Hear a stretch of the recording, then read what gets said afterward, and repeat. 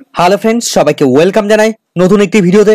এই মুহূর্তে যে আপডেটটির দিকে আমরা নজর রাখবো সেটি হচ্ছে রাজ্যে শিক্ষক নিয়োগে সংকটপূর্ণ অবস্থায় আশার বাণী শোনালেন রাজ্যের শিক্ষামন্ত্রী ব্রাত্য বসু মহাশয়।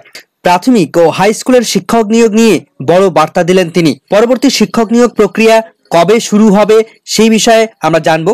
শিক্ষক নিয়োগ সংক্রান্ত বিভিন্ন মামলা প্রসঙ্গে তিনি কি মন্তব্য করলেন বিস্তারিত থাকবে। এই সংক্রান্ত কি আপডেট উঠে এলো তা বিস্তারিত দেখে নেব আমরা।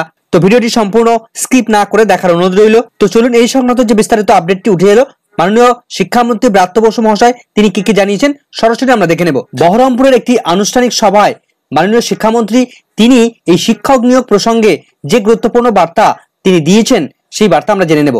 তো এই মুহূর্তে যে আপডেটটি উঠে আসে আমরা দেখতে পাচ্ছি যে শিক্ষক নিয়োগ নিয়ে বড় আশাবাদী শিক্ষামন্ত্রী ব্রাত্য বসু মহাশয়। তো এই সংক্রান্ত যে আপডেটটি আমরা দেখতে পাচ্ছি, শিক্ষক নিয়োগ নিয়ে আশাবাদী শিক্ষামন্ত্রী ব্রাত্য বসু শনিবার বিকেলে বহরমপুরের তৃণমূল শিক্ষা সেলের একটি কর্মশালায় যোগ দিতে এসেছিলেন শিক্ষামন্ত্রী। আর সেখানেই তিনি বলেন যে মামলা যে কেউ করতে পারেন, এটা তো গণতান্ত্রিক অধিকার, কিন্তু সব সময় মামলা করে কি শিক্ষক নিয়োগ আটকে রাখা সম্ভব?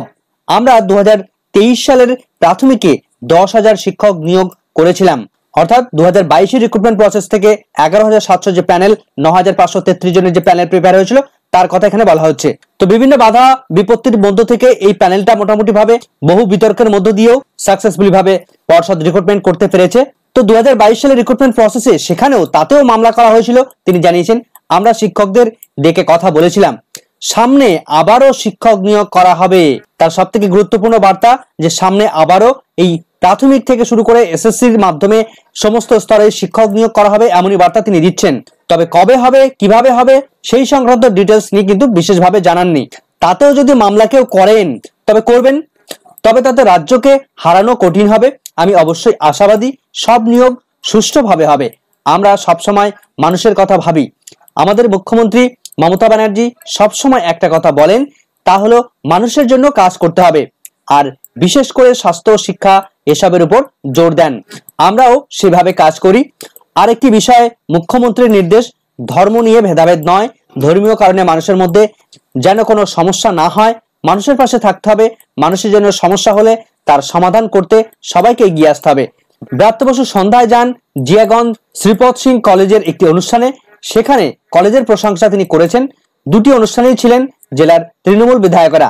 তো সমগ্র নিউজটির মূল যে বার্তা, সামনে যে নতুন ভাবে শিক্ষক নিয়োগ তারা করতে চলেছেন সে সম্পর্কে এখানে মন্তব্য তিনি করেছেন। সামনে আবারও শিক্ষক নিয়োগ করা হবে, কিন্তু রাজ্যে শিক্ষক নিয়োগের যে কি দুরবস্থা সেটা আর বলার কোনো অপেক্ষা রাখে না।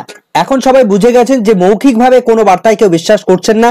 যতক্ষণ না সেটা নোটিফিকেশন আকারে প্রকাশ পাচ্ছে ততক্ষণ কেউই বিশ্বাস করছেন না যে ভবিষ্যতে শিক্ষক নিয়োগ করতে পারে বা নোটিফিকেশন আসতে পারে, এমন কথাই কেউ বিশ্বাস করছেন না, মৌখিক কথাই কেউ বিশ্বাস করছেন না। তো আশা রাখবো নতুন ভাবে নতুন নোটিফিকেশন আসুক শিক্ষক নিয়োগ প্রক্রিয়ার, এবং সেখানে স্বচ্ছভাবে নিয়োগ হোক। প্রচুর ছেলে মেয়ে তারা এই নোটিফিকেশনের জন্য ওয়েট করে আছে, কিন্তু পরবর্তী রিক্রুটমেন্ট তার নোটিফিকেশন কবে আসবে সেটা কিন্তু কেউই এই মুহূর্তে বলতে পারছে না। তার কারণ এই মুহূর্তে স্কুল সার্ভিস কমিশনের মাধ্যমে 26,000 চাকরি বাতিল মামলা এটা না মিটলে এবং আপার প্রাইমারি মামলা না মিটলে কোন রকম ভাবে অগ্রগতি ঘটবে না হাই স্কুলের শিক্ষক নিয়োগের ক্ষেত্রে। তবে প্রাথমিকের আশার বাণী লক্ষ্য করা যেতে পারে। 2022 রিক্রুটমেন্ট প্রসেসে 20-22 মামলা মিটলে বাদবাকি যে রিক্রুটমেন্ট প্রসেসটা বাকি রয়েছে, অর্থাৎ থার্ড কাউন্সিলিং বাকি রয়েছে, সেই সমস্ত প্রসেসগুলো তারা কমপ্লিট করে প্রাথমিকে পরবর্তী রিক্রুটমেন্ট প্রসেসের দিকে পর্ষদ এগোতে পারে। সেক্ষেত্রে তাদের কোনো বাধা থাকবে না। তো নতুন রিক্রুটমেন্টের নোটিফিকেশন খুব দ্রুত আসুক এই প্রত্যাশা রেখে এখনকার ভিডিওটি এখানে শেষ করছি। ভিডিওটি সম্পূর্ণ দেখার জন্য সকলকে ধন্যবাদ।